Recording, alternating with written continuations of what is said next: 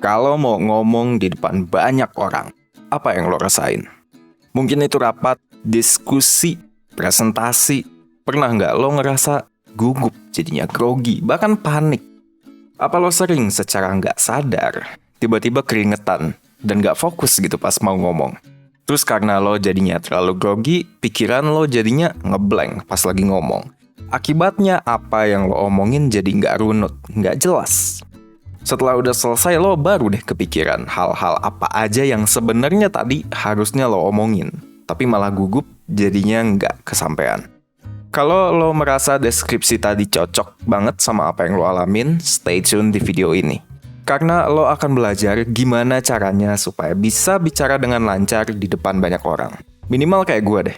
Kalau misalnya lo ngerasa video ini bermanfaat, jangan lupa klik like, subscribe, dan bagiin video ini ke teman-teman lo.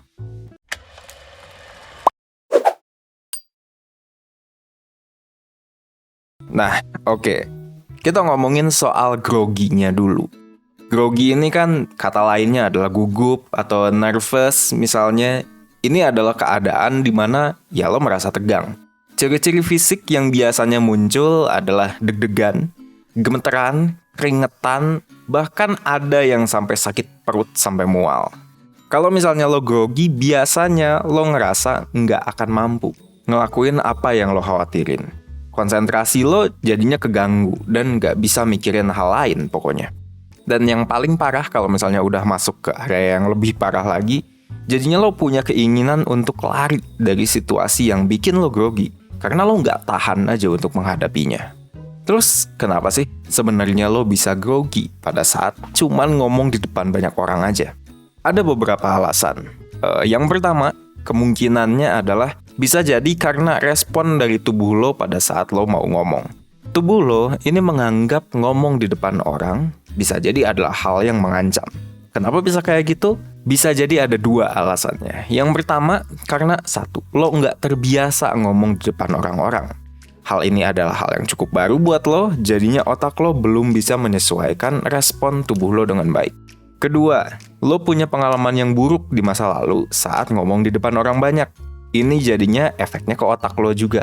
Otak lo memunculkan pikiran tentang pengalaman itu pas lo ketemu sama kondisi yang mirip-mirip, yaitu ngomong di depan banyak orang. Dan akhirnya setelah otak lo menangkap bahwa ngomong di depan orang itu adalah ancaman, muncullah respon-respon kayak gemeteran, keringetan, deg-degan yang tadi udah gue jelasin. Dan respon tubuh yang tadi itu akhirnya mempengaruhi apa yang lo rasain. Lo jadinya takut. Dan ketakutan ini mengganggu proses lo berpikir. Jadinya lo nggak bisa fokus dan ya balik lagi kayak yang apa gue sampaikan di depan. Nah, itu kemungkinan yang pertama. Yang kedua adalah karena mungkin pikiran lo tentang public speaking sendiri yang bermasalah. Lo mungkin menganggap bahwa ngomong di depan orang banyak itu akan menentukan banyak hal di dalam hidup lo. Jadi kayak big deal banget nih buat diri lo. Buat harga diri lo, buat image lo, buat penilaian orang lain terhadap lo. Makanya, karena ini jadi big deal banget buat lo, akhirnya lo jadi grogi. Karena kesannya ngomong di depan orang ini kayak life or death matter malah. Nah, kalau misalnya kita ngomongin public speaking, biasanya public speaking ini orang approaching-nya itu melalui dua pemikiran. Yang pertama adalah pemikiran bahwa dia berbicara untuk menunjukkan performance sebagai seorang pembicara. Kalau misalnya lo mikir, apakah lo bisa bikin lawan bicara atau penonton lo kagum? Apa lo bisa ngomong dengan lancar? Lo menganggap orang lain sebagai juri? Nah, berarti lo memakai pandangan yang ini. Dan pandangan ini membuat lo makin grogi. Kenapa? Karena basically orang lain itu nggak bisa lo kontrol. Jadi lo mengalami ketidakberdayaan. Nah, approach yang kedua adalah untuk tujuan komunikasi. Lo berbicara untuk memastikan bahwa informasi yang ada di pikiran lo itu tersampaikan dengan baik. Kalau misalnya lo berpikir, apakah orang tuh bisa nangkep nggak sih apa yang sebenarnya lo omongin? Apakah komunikasi lo udah jelas? Nah, pandangan ini akan lebih baik dan bisa mencegah perasaan grogi, perasaan takut, perasaan panik yang kita lagi hadapin sekarang. Nah, oke, itu yang kedua. Kemungkinan yang ketiga adalah karena pandangan terhadap diri lo sendiri. Kalau misalnya lo emang dari awal udah memandang diri lo sebagai speaker yang gak jago, yang bosenin, yang orang nggak mau dengar, ya wajar aja lo makin jadi grogi. Ada teori psikologi yang bisa menjelaskan tentang bagaimana pandangan lo terhadap kemampuan diri sendiri itu bisa ngefek ke performance. Nama teorinya self-efficacy. Kita udah bahas beberapa kali juga di 1%. Semakin lo memandang diri lo sendiri itu mampu, maka semakin tinggi motivasi lo untuk melakukan hal tersebut. Artinya lo akan lebih gigih, gak cepat nyerah ketika ada hambatan dan alhasil performance lo meningkat. So, dengan percaya bahwa lo mampu, dimulai dari kepercayaan doang, lo emang bisa benar-benar jadi mampu. Oke, itu yang ketiga. Dan yang keempat, yang bisa jadi masalah juga adalah situasinya. Walaupun ya setiap orang pasti berbeda-beda level groginya kalau misalnya kita lihat yang di atas tadi. Tapi pada dasarnya orang-orang akan cenderung lebih grogi di dalam situasi-situasi yang sifatnya formal dan baru. Dan kalau misalnya kita mikir, jadi apa aja nih sebenarnya yang menyebabkan sebuah situasi itu bisa kelihatan lebih formal dan lebih baru gitu. Itu yang pertama, kalau misalnya lo berada di situasi di mana lo sedang dievaluasi atau menerima penilaian. Misalnya kayak ujian praktek, presentasi depan atasan. Nah, lo akan menganggap situasi ini lebih formal. Dan oleh karena itu, there's a big chance bahwa lo akan merasa lebih grogi dibandingin kondisi-kondisi lainnya. Oke, itu yang pertama. Yang kedua adalah perbedaan status dengan penonton atau lawan bicara. Kalau misalnya lo ngomong di depan atasan-atasan lo di kantor, atau mungkin orang-orang yang secara tingkat profesionalism misalnya lebih tinggi daripada lo, pasti lo akan ngerasa lebih grogi. Karena again, lo merasa lebih formal dan kalau misalnya lo belum pernah menghadapi keadaan kayak gini, tambah grogi lagi. Dibandingin sama misalnya lo presentasi di depan rekan-rekan kerja lo yang secara tingkatan sama lo. Ketiga adalah materi yang lo sampaikan. Kalau lo cuma menyampaikan statistik gitu ya, kalau misalnya lo cuma menyampaikan data aja, lo akan merasa lebih nggak grogi dibandingin kalau misalnya lo menyampaikan ide-ide baru atau inovasi lo untuk program-program tertentu. Karena ya kalau misalnya data doang, lo emang cuma menyampaikan apa yang udah terbukti. Kalau misalnya ide baru, itu berasal dari diri lo sendiri. Dan lo merasa punya tanggung jawab yang besar untuk membuat ide lo bisa diterima. Dan oleh karena itu, chance untuk membuat groginya lebih tinggi juga. Dan yang terakhir adalah audiens yang baru. Kalau lo udah terbiasa presentasi depan teman-teman kerja, tiba-tiba lo disuruh presentasi di depan anak-anak kuliah misalnya, pasti ada perasaan gak nyaman. Pasti ada rasa grogi itu muncul lagi. Nah, oke, itu adalah penyebab-penyebab kenapa lo bisa ngerasa grogi saat lo mau ngomong di depan banyak orang. Terus gimana nih caranya lo bisa mengatasi perasaan grogi ini? Nah, sebelum kita lanjut, gue mau ngasih tahu informasi kalau misalnya di 1% kita punya satu program yang bisa mengatasi masalah yang kita lagi obrolin ini. 1% ada program mentoring dengan mentor-mentor profesional yang siap buat ngebantu kamu.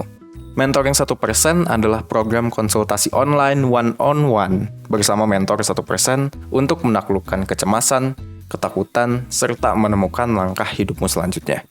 Udah ada 10.000 orang dari 15 negara yang udah terbantu sama mentoring 1%. Gua sendiri, dulu waktu masih sering nge-mentor, sekarang masih nge-mentor juga cuman gak sebanyak dulu, pernah beberapa kali nanganin orang yang punya masalah ini. Mereka terpaksa harus belajar public speaking karena tuntutan pekerjaan. Iya, gue literally ngajarin orang gimana caranya bisa public speaking yang bener. Mulai dari tone suara, body language, dan lain-lain. Jadi bisa juga masalah ini lo bawa ke mentoring. Kalau misalnya mau daftar, lo tinggal klik link yang ada di description box dan comment section video ini. Oke, tapi sebelum lo daftar mentoring, lo dengerin dulu tips-tips ini. Nah, tips yang pertama adalah belajar cara menempatkan tubuh lo di dalam keadaan yang tenang. Lo bisa melakukan teknik-teknik relaksasi, kayak tarik nafas, atau gerakin tubuh dan wajah lo, atau melakukan hal-hal yang bikin lo tenang. Ini buat banyak orang bisa jadi banyak hal, buat setiap orang bisa berbeda-beda. Biasanya beberapa yang gue saranin adalah yang pertama, open posture. Jadi ketika lo berdiri, ketika lo duduk, lo usahakan posisi lo itu terbuka. Tangan lo ada di samping, nggak menghalangi badan lo, dan diusahakan juga postur lo cukup lebar. Itu yang pertama yang biasanya gue saranin, dan yang kedua adalah teknik nafas perut. Jadi ketika lo tarik nafas, lo simpennya di perut, jangan di dada. Lo bisa narik nafas lebih panjang dan ngeluarinnya biasanya orang lebih rileks. Itu dua hal yang biasanya gue sarankan. Dan dua hal tadi itu bagus kalau misalnya lo sertai dengan latihan yang sifatnya progresif. Misalnya lo mulai dari beraniin ngomong di depan anggota-anggota keluarga lo. Terus udah itu ke teman-teman lo, baru ke orang-orang yang lo nggak kenal atau di tempat kerja, kayak gitu. Jadi di tempat yang pressure-nya kecil, tapi lama-lama pressure-nya makin gede. Dan dengan menggabungkan teknik relaksasi dan latihan yang progresif tersebut, tubuh lo jadinya terbiasa sama keadaan ngomong di depan orang-orang. Mau orang-orang baru, mau orang-orang lama, mau pressure-nya tinggi, mau rendah, lo udah biasa. Oke, itu yang pertama. Yang kedua, ini ngomonginnya basic banget, yaitu lo harus mengubah mindset dan pemikiran lo tentang diri lo dan lawan bicaranya. Banyak banget orang yang sering mikir negatif dan irasional ketika ngomong di depan umum. Baik itu ke diri sendiri, misalnya emang gue nggak jago ngomong, atau ke penonton, misalnya nih orang-orang pasti lihat betapa gugupnya gue. Pikiran negatif ini bisa bikin lo ujungnya malah makin gugup. Ya sebenarnya, to be fair, emang susah sebenarnya untuk menghilangkan pemikiran-pemikiran kayak gini. Apalagi buat lo yang selama ini emang udah menghindari public speaking. Tapi coba pikir kayak gini. Lo itu bukan center of attention-nya hidup orang lain. Center of attention-nya orang lain adalah orang itu sendiri. Lo lihat pacar lo, center of attention hidupnya dia adalah diri dia, bukan lo. Mereka lebih cemas sama kekurangan mereka sendiri dibandingin sama nyari-nyari kekurangan orang lain. That's the fact. Dan kalaupun misalnya lo messed up gitu di tengah, ya udah lo tinggal ngomong, oke, sorry, tadi gue masih gugup ngomong di depan kalian semua, let's try that again. Dan udahnya lo tinggal sampein poin-poin yang emang lo mau sampein, yang sempat kepotong karena kegugupan lo.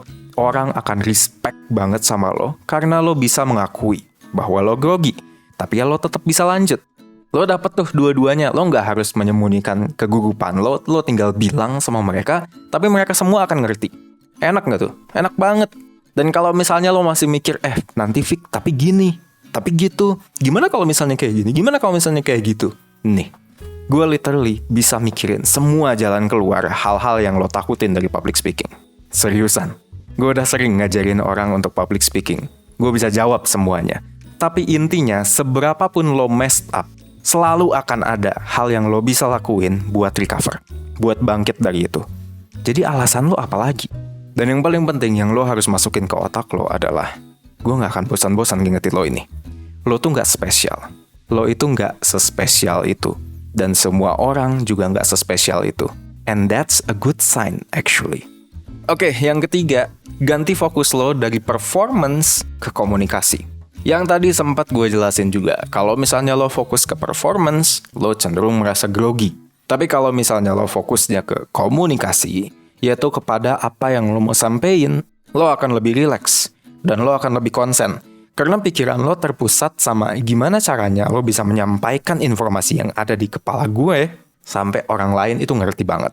Dan kan itu inti dari lo ngomong di depan. Gua nggak peduli lo secharming apa, lo seganteng apa kelihatan di depan. Kalau misalnya orang nggak ngerti satu patah kata pun yang lo omongin di depan, you're a bad communicator. Lo pengen orang ngerti apa yang ada di dalam otak lo. Bukan soal apa lo cukup tegap di depan sana, atau apa ekspresi lo kelihatan ganteng di depan sana. Itu semua trivial. Fokuslah gimana caranya supaya ini orang-orang di depan lo semua ini ngerti sama apa yang lo omongin. Ya, dan kadang-kadang perasaan bahwa lo yang mengontrol ini justru emang membuat lo makin gugup. Karena kadang-kadang lo jadinya mikir gitu. Kadang-kadang gue aja nggak ngerti gitu sama materi yang emang gue bener-bener mau sampein. Nah, kalau misalnya kayak gitu, atau mungkin lo mikir juga bahwa bahkan gue nggak tahu apakah alur di mana gue menyampaikan semua informasi ini tuh bisa dimengerti sama mereka atau enggak. Nah, makanya kalau kayak gitu, gue akan kasih tahu teknik presentasi Bumblebee supaya lo bisa jelasin dengan baik dan runut apa yang ada di dalam otak lo. Keren namanya Bumblebee. Bumblebee ini adalah akronim dari Bang, Opening, Message, Bridge, Example, Recap, dan Bang lagi. Panjang. Ya udah, singkat aja kita jelasinnya di sini. Bang yang pertama, yaitu pembuka. Pembuka ini harus menarik perhatian, harus bisa grabbing attention. Misalnya apa? Pakailah hal-hal yang nggak biasa, pakai hal-hal yang menarik. Misalnya apa? Fakta menarik misalnya. Lo mulai dengan sebuah statistik yang cukup mengejutkan, atau lo mulai dengan anekdot gitu. Biasanya kalau gue mulai dengan sebuah cerita. Kedua, opening. Di sini apa aja yang bakalan lo ceritain. Jangan lebih dari 5 dan bikin dalam bentuk poin-poin supaya lebih ketangkep. Yang ketiga adalah message. Nah, di sini lo baru jelasin satu-satu. Apa yang tadi ada di pembuka, pakai bullets-nya yang tadi. Pokoknya poin-poin yang tadi lo bahas baru di sini. Yang keempat adalah bridging. Jangan lupa lo butuh untuk memakai kalimat-kalimat penyambung di antara poin-poin yang lo jelasin. Yang kelima, examples. Ini penting banget. Kasih contoh yang relatable sama audiens lo. Kalau misalnya audiens lo anak kuliah, kasih contoh yang bisa berhubungan sama anak kuliah. Dan ketika udah selesai presentasi, recap. Rangkum dengan singkat apa aja tadi isi presentasinya. Terakhir, tutup presentasi lo dengan sesuatu yang menarik. Use another bang gitu, kayak joke, pakai anecdote, pakai quote, pakai fakta lagi yang menarik. Dan udah, sampai situ aja, selesai. Kalau misalnya lo mau tahu lebih detail lagi, mentoring sama gue. Nah, itu yang ketiga. Yang keempat, persiapkan dengan baik. Kalau misalnya lo hari ini harus presentasi di depan 40 orang, dan lo bener-bener gak tahu lo mau ngomong apa, ya wajar aja lo grogi. Makanya do your homework. Cari tahu lebih dalam tentang apa yang lo mau diomongin. Bikin alurnya. Omongin di depan cermin. Latihan dengan baik. Rekam bahkan kalau misalnya perlu. Pokoknya do your homework gitu. Lakukan persiapan yang baik. Sampai lo emang bener-bener bisa firm sama apa yang lo mau sampaikan. Baru lo maju ke depan. Dan yang terakhir, yang kelima adalah cari kesempatan sebanyak-banyaknya di mana lo bisa ngomong depan orang lain. Again, practice makes perfect. Semakin banyak pengalaman, semakin percaya diri lo dalam melakukan hal yang sama, semakin baik lo dalam hal tersebut. Grogi lo yang tadinya gede banget, makin lama ya mungkin masih ada juga gitu grogi. Tapi makin lama makin kecil, dan lo udah terbiasa untuk nggak nganggap itu terlalu serius lagi. Pokoknya jadi poin yang benar-benar gue pengen sampein di sini. Good speaker, good communicator adalah kombinasi dari kerja keras, persiapan yang matang, intention yang baik, dan mindset yang positif. Jadi kesimpulan dari pembahasan tadi, grogi itu bisa membuat lo merasa nggak fokus, takut, keringetan, gemeteran, deg-degan. Pokoknya kacau. Tapi tenang aja, lo bisa mengatasi rasa grogi ini dengan teknik relaksasi. Ubah mindset lo, persiapkan materi lo, serta perbanyak kesempatan di mana lo bisa ngomong. Oke, good luck pokoknya ke depannya kalau misalnya lo ada occasion di mana lo harus ngomong di depan banyak orang, gue yakin lo bisa. Gue Wiki dari 1%, see you in next video.